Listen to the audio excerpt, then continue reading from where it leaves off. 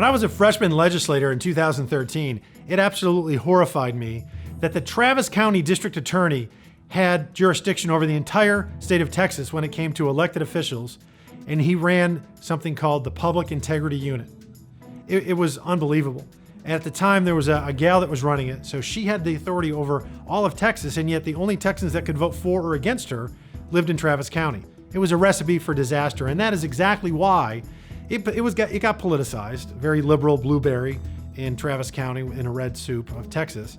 Well, that's why Tom DeLay got indicted by that same Public Integrity Unit. Kay Bailey Hutchinson did. Governor Rick Perry had issues with them as well. It was politicized and it needed to end. So I filed House Bill 3575, which was to remove the authority from the Public Integrity Unit from the District Attorney of Travis County and put it in the hands of the Attorney General and the Texas Rangers, somebody that's accountable to all Texans. Well, you would think that would be easy, particularly in a chamber that at the time was 95 Republicans and 55 Democrats. But Speaker Joe Strauss and his folks, his cronies, didn't want it moved. I can't to this day tell you why. It didn't make a lick of sense. So I filed the bill. It got nowhere. I went up to the chairman of the committee, a guy named Byron Cook, and begged and beseeched and pleaded with him to hear it. He wouldn't. And he said that you need a majority of his committee rather to hear the bill. So I got a majority, even though 2 Republicans, himself and 1 other, wouldn't sign off. So they heard the bill, and then I had the votes to get it out of committee, but he wouldn't let it out. So that was what seemingly is a legislative defeat. But in the legislative process, what you have to know is don't take no for an answer and never give up. So we failed in 2015. Well, myself and Representative Phil King from Parker County filed it again. I filed one version, Phil filed another. Well, Phil's version that I think I even joint authored that bill. I either co-authored or joint authored it.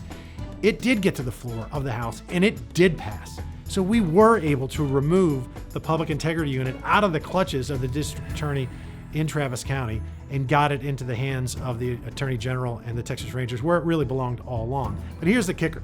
Back in 2013, when I was trying to get this done, you would think that we would have succeeded then because the head of your Public Integrity Unit in the state of Texas was in jail. She was actually incarcerated. She had gotten arrested and then convicted of a drunk driving offense.